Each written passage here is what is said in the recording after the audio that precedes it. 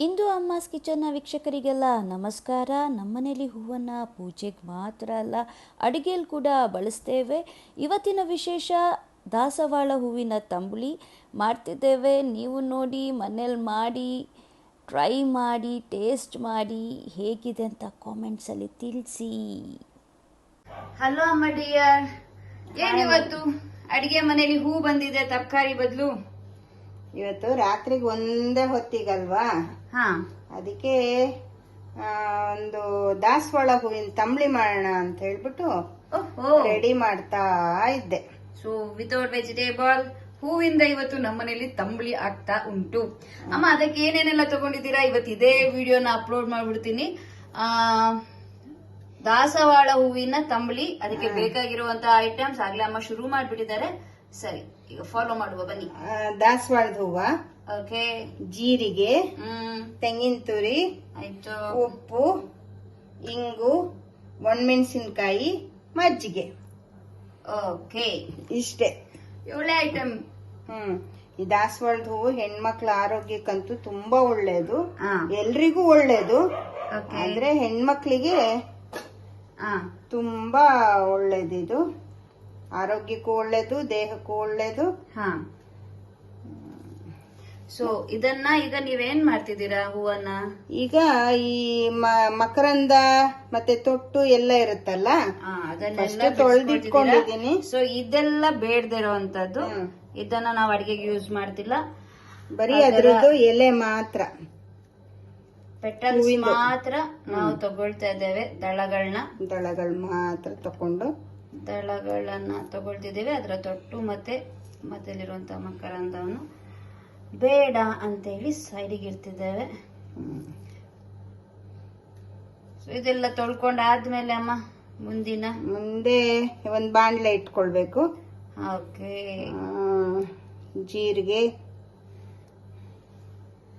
ನೋಡಿ, ದಳಗಳನ್ನೆಲ್ಲ ಒಂದು ನೀರೊಳಗೆ ಹಾಕೊಂಡು ಮೊದ್ಲೇ ಒಂದ್ಸತಿ ತೊಳ್ಕೊಂಡಿದ್ರು, ಎರಡನೇ ಸತಿ ಅದನ್ನು ಚಂದ ಮಾಡಿ ತೊಳಿತಿದ್ದಾರೆ.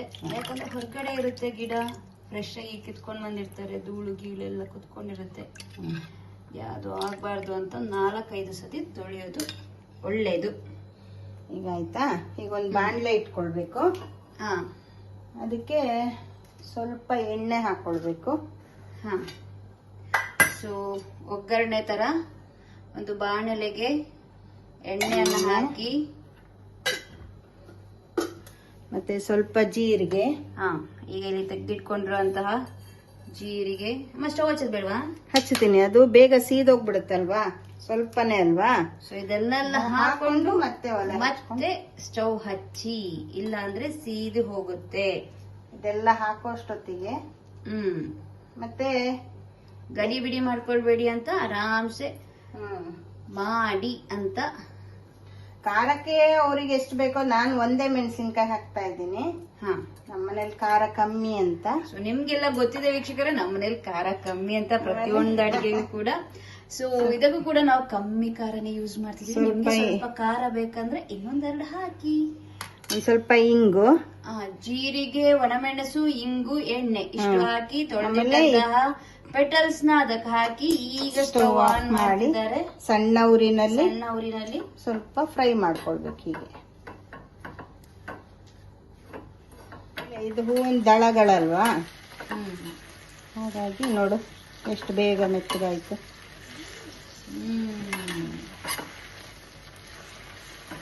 ಎಷ್ಟಿದ್ದಿದ್ದು ಎಷ್ಟಾಯ್ತು ನೋಡಿ.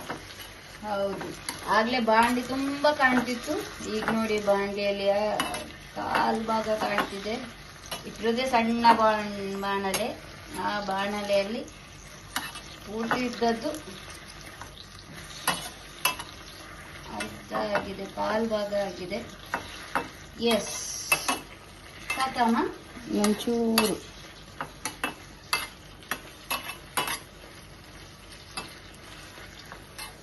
ಜೀರಿಗೆ ಎಲ್ಲ ಸ್ವಲ್ಪ ಇದಾಗಬೇಕಲ್ಲ. ಇದು ದಳದೊಟ್ಟಿಗೆ ಜೀರಿಗೆ, ಮೆಣಸು ಹಾಕಿರೋದ್ರಿಂದ ದಳ ಬೇಗ ಬೇಯುತ್ತೆ. ಮೆಣಸು ಮತ್ತೆ ಜೀರಿಗೆ ಸ್ವಲ್ಪ ನಿಧಾನ ಅಲ್ಲ, ಫ್ರೈ ಆಗೋ ತನಕ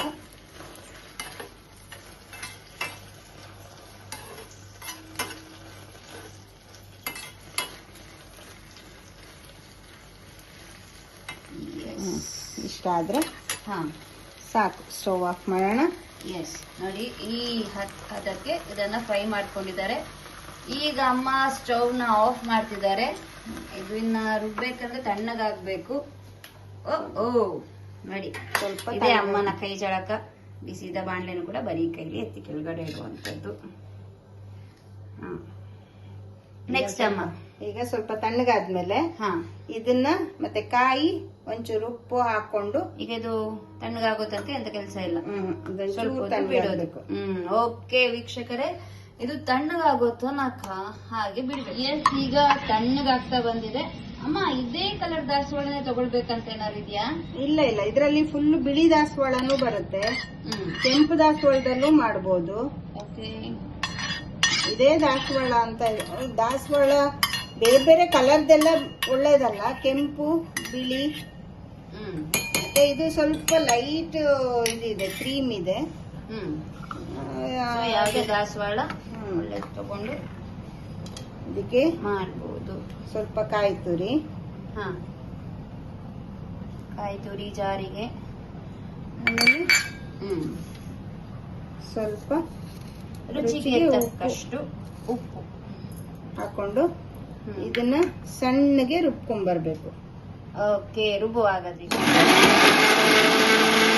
ಈಗ ರುಬ್ಕೊಂಡಾಗಿದೆ ನೋಡಿ. ಹೀಗೆ ಸಣ್ಣಗೆ ಈ ರುಬ್ಕೊಳ್ಬೇಕು. ಹದಕ್ಕೆ ಅಂದ್ರೆ ನುಣ್ಣಗೆ ರುಬ್ಕೊಳ್ಬೇಕು. ಓಕೆ, ಇದು ಬೇಗ ರುಬ್ಬಿ ಆಗತ್ತೆ. ಇದನ್ನ ಒಂದು ಪಾತ್ರೆಗೆ ಹಾಕೊಳ್ಬೇಕು. ಎಸ್, ರುಬ್ಬಿರೋದನ್ನೆಲ್ಲ ಒಂದು ಪಾತ್ರೆಗೆ ಹಾಕೊಳ್ತಿದ್ದಾರೆ ಅಮ್ಮ. ಮೇ ಬಿ ನೆಕ್ಸ್ಟ್ ಈ ಮಜ್ಜಿಗೆ ಅಥವಾ ಮೊಸರನ್ನ ಸೇರಿಸಬಹುದು ಅಲ್ವಮ್ಮ? ಈಗ ಇದನ್ನ ರುಬ್ಬಿದ್ದು ಹಾಕೊಂಡು ಹಾ, ಇದಕ್ಕೆ ಮೊಸರು ಹಾಕೊಳ್ಳೋದು. ಮೊಸರು. ಎಸ್, ಮೊಸರು ತುಂಬಾ ಗಟ್ಟಿ ಮೊಸರು ಬೇಕಂತೇನಿಲ್ಲ. ಮೊಸರು ಬೇಕಂತಿಲ್ಲ. ಹಾ, ನಿಮ್ಗೆ ಹದ ಎಷ್ಟು ಇದು ಬೇಕೋ ನೋಡಿ, ಈ ಹದ ಇದ್ರೆ ಸಾಕು. ಪರಿಮಳ ಅಮ್ಮ. ಅಮ್ಮ, ಇದಕ್ಕೆ ಫೈನಲ್ ಟಚ್ ಈಗ ಒಗ್ಗರಣೆ. ಎಸ್, ಒಗ್ಗರಣೆ ಕೊಟ್ರೆ ಅಲ್ಲಿಗೆ ನಮ್ಮ ದಾಸವಾಳ ಹೂವಿನ ತಂಬಳಿ ರೆಡಿ ಆಗ್ತದೆ. ನೋಡಿದ್ರಾ, ಚಂದ ಉಂಟಾ? ಈಗ ಅದು ಕುರ್ಕೊಂಡಿದ್ ಬಾಂಡ್ಲೆನೆ ಇಟ್ಕೊಂಡಿದ್ದೀನಿ. ಹಾ, ಅದಕ್ಕೆ ಸ್ವಲ್ಪ ಎಣ್ಣೆ. ಸೊ ಎಣ್ಣೆ ಆದ್ಮೇಲೆ ಅದಕ್ಕೆ ಸ್ವಲ್ಪ ಸಾಸಿವೆ, ಸಾಸಿವೆ ಆದ್ಮೇಲೆ ಜೀರಿಗೆಯ, ಹೌದು, ಸ್ವಲ್ಪ ಸ್ವಲ್ಪ ಜೀರಿಗೆ, ಚಟಪಟ ಅಂದ್ಮೇಲೆ ಒಣಮೆಣಸಿನ್ಕಾಯಿ ಬೇಕಾ? ಹೌದು, ಒಣಮೆಣಸಿನ್ಕಾಯಿ, ಕರ್ಬೇವಿನ ಸೊಪ್ಪು.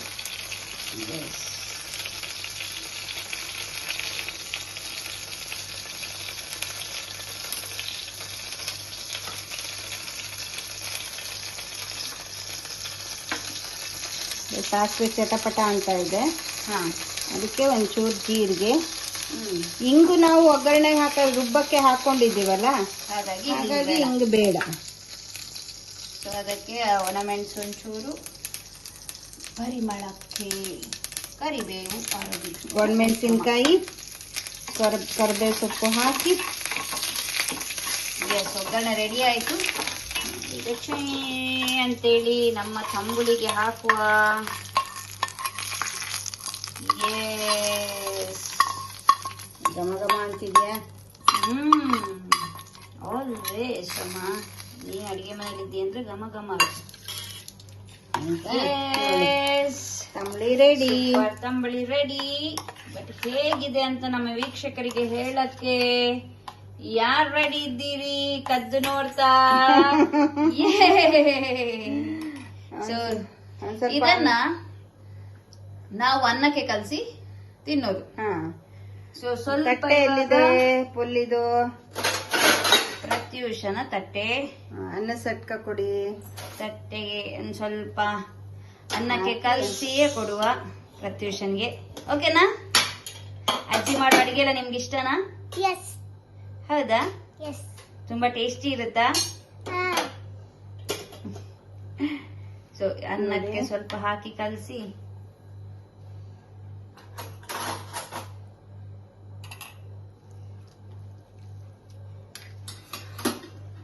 ನೋಡಿ ಟೇಸ್ಟ್ ಮಾಡೋಕ್ಕೆ ಕಾತುರದಿಂದ ಕಾಯ್ತಿದ್ದಾರೆ ನಮ್ಮ ಪ್ರತ್ಯೂಷ ಅವರು. ಪ್ರತ್ಯೂಷ ಅವರೇ, ತಂಬ್ಳಿಗಳಂದ್ರೆ ಮರಿಯಾಗಿದ್ಯಾ? ಎಸ್. ನಿಮ್ಗೆ ತಂಬ್ಳಿ ಅಂದ್ರೆ ಇಷ್ಟನಾ? ಎಸ್. ಅದ್ರಲ್ಲೂ ಅಜ್ಜಿ ಮಾಡೋ ತಂಬ್ಳಿ ತುಂಬಾ ಬಿಸಿ ಬಿಸಿ ಇದೆ ಅನ್ನ. ರೆಡಿ?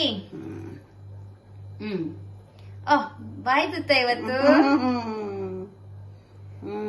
ಹೇಗುಂಟು? ಇಲ್ಲಿ ನಮ್ಮ ವೀಕ್ಷಕರಿಗೆ ಹೇಗಿದೆ? ಚಂದ ಇದೆ. Yes, thank you so much. So ಇವತ್ತಿನ ವಿಶೇಷ ದಾಸವಾಳ ದಾಸವಾಳ ಹೂವಿನ ತಂಬಳಿ ಚಂದ ಇದೆ ಅಂತೇಳಿ ನಮ್ ಚೋಟು ಪುಟ್ಟಿ ಹೇಳಿದ್ದಾರೆ. ಥ್ಯಾಂಕ್ ಯು ಸೋ ಮಚ್ ಅಮ್ಮ. Thank you. ಬಾಯ್.